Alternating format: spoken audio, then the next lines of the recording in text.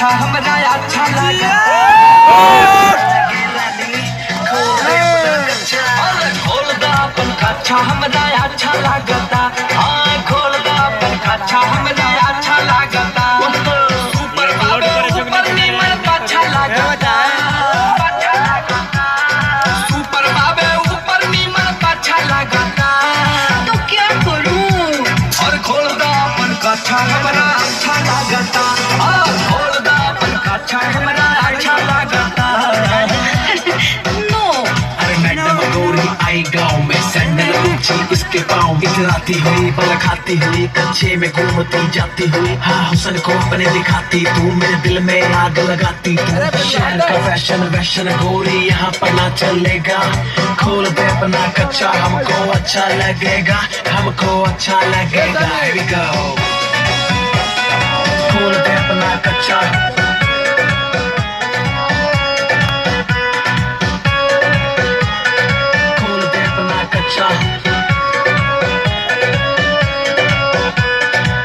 गोवा के सीन बागा जब पहिरावा मरता जान जोड़ा लहसुन के जावा। गोवा के सीन बागा जब पहिरावा मरता जान जोड़ा लहसुन के जावा। कोमर बाका मानी दहिया कच्चा लगता। कोमर बाका मानी दहिया कच्चा लगता। अरे अभी उम्र अपन कच्चा हमरा अच्छा लगता।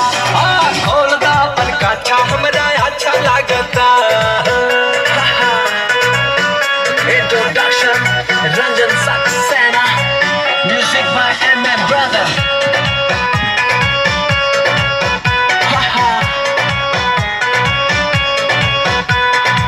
लड़की विदेशी खानी बन गइल बारू लेवेला जान हमर भइलू दारू।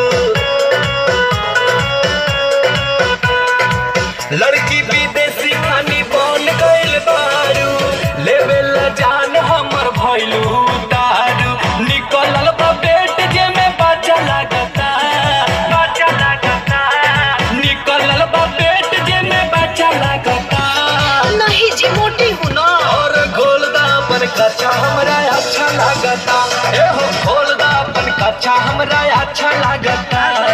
मैडम गोरी आई गाँव में सैंडल ऊंची इसके पाँव इतराती हुई बल खाती हुई कच्चे में घूमती जाती हुई हाँ हुसन को अपने दिखाती तू मेरे दिल में आग लगाती तू शहर का फैशन वैशन गोरी यहाँ पर ना चलेगा।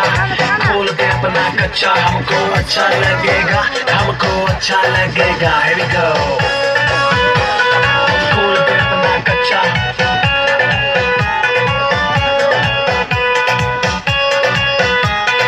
खोल दे अपना कच्चा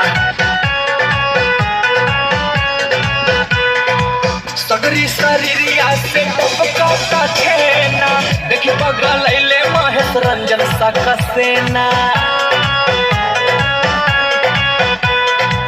सगरी शरीरिया से टपकाता छेना देखी बगल लैले महेश रंजन सका सेना। सुघर सोना जवानी ता है सच्चा लगता। सुघर सोना जवानी ता है सच्चा लगता। वो तो है। और खोल दा अपन कच्चा हमरा अच्छा लगता।